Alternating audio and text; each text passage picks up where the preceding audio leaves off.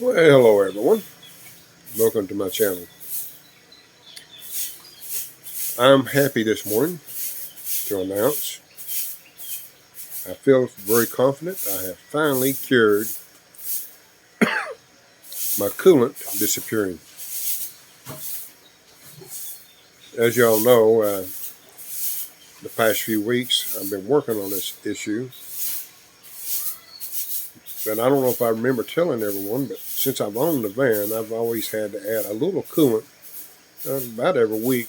Not much, usually about a cup, something like that. And I've been doing that since I've owned the van.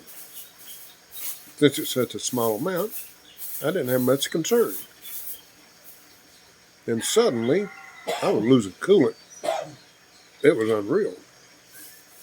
But couldn't find a leak.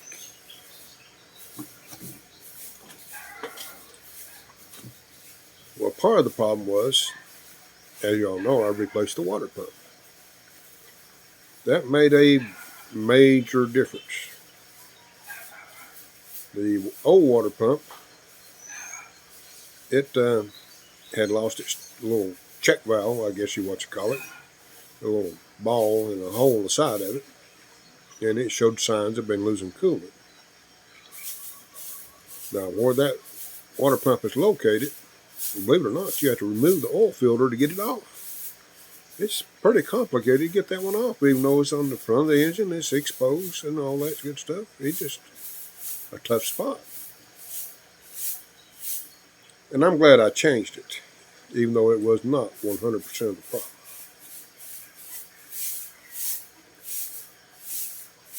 Now, I've been debating on, since I own the van, to replace the thermostat and the thermocap. It's a cap on top of the housing. But since there was no leaking and I was not having no overheating problem, I just didn't do it. And that's beyond my what I normally would do throughout life. Now, I normally change the thermostat at least every 2 years on every vehicle I've ever owned, and change the coolant. Oh, that was one of the things I done. I changed the coolant and put a new thermostat in. The reason I done that was because the coolant has an anti-corrosion, and also it provides a lubricant for the seals of the water pump and the bushing. And over time that stuff wears out. So I've always done that with vehicles that I have put personally 300,000 plus miles on and never have any issues. And why I didn't do it with this one when I first got it, I don't know. I guess I got lazy. The Philippines has spoiled me. It made me lazy. But anyway, I replaced the thermostat and the thermal cap. And Grace and I took it on a brutal test drive, which included a very good incline over a period of a few miles, and really stressed it out. And when I got back home, I let the vehicle cool down. I checked the coolant level, totally full. Well, I still wasn't satisfied.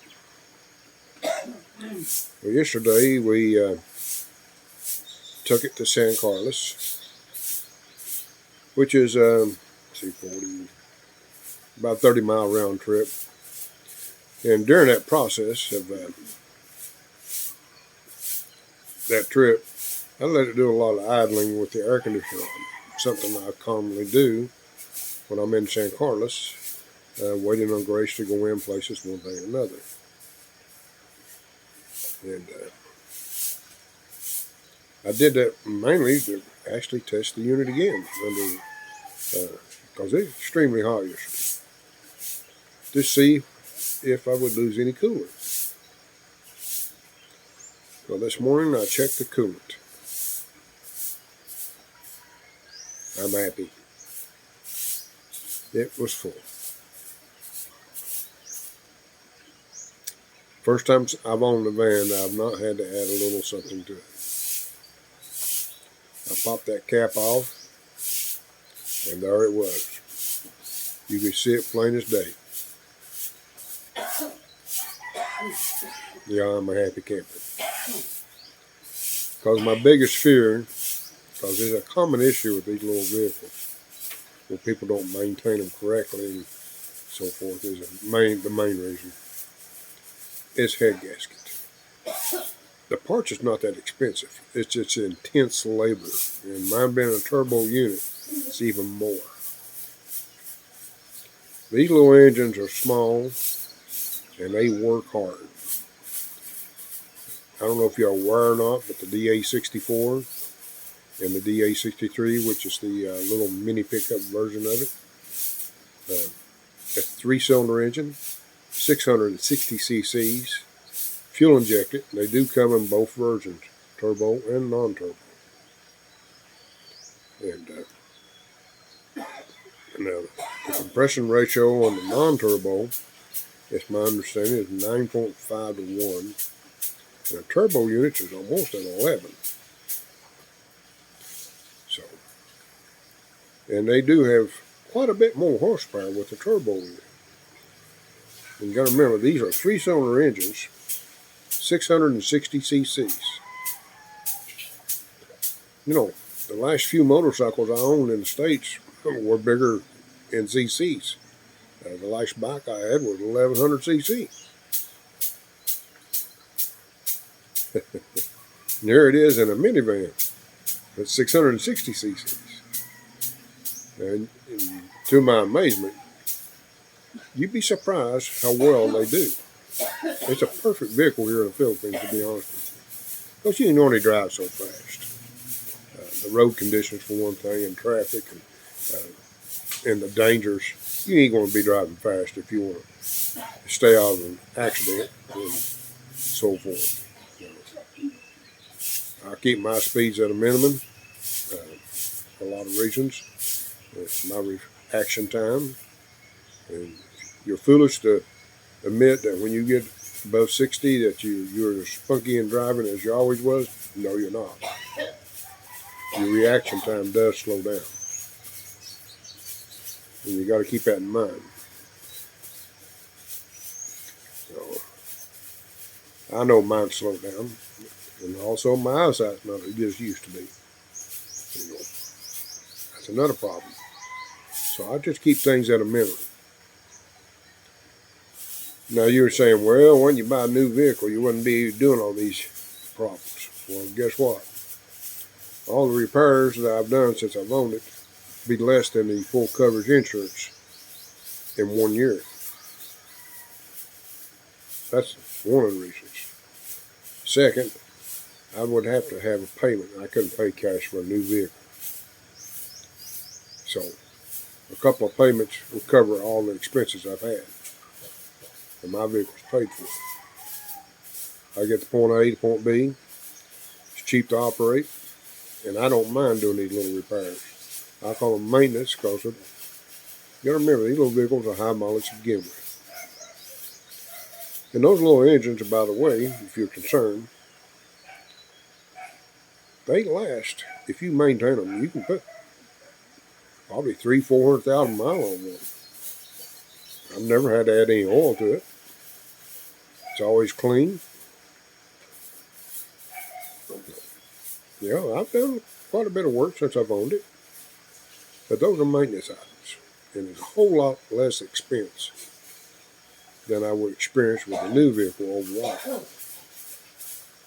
Now, if you live out in the province like I do, a new vehicle, to maintain the warranty, it's my understanding, it's got to be done at a dealership. Well, you have to do it by appointment only. And odds of getting an early appointment, it's going to be very narrow. And it's a 4-hour drive to the closest dealership. Which means, even if I had an early appointment, that means I'd have to leave very early, get there, and hopefully they'd get to it on their appointment schedule. and it'd be a long day. It's 8 hours of driving. It's gasoline and the cost of doing that service, plus extra food out, probably at least 2 meals. It don't take many trips of that to pay for what I've spent on this vehicle. Take that in consideration. Of course, we get the trip out and get a road trip, so there is an upside to that. But more than likely, this way it would be scheduled. You'd have to spend overnight. So again, there's an upside to that. I mean, enjoy that with my wife. And also the drawback, our son's in school, so it makes it kind of inconvenient also. Anyway, folks, take care, and thank you for dropping by. And if you've not subscribed, please do that. Thank you again.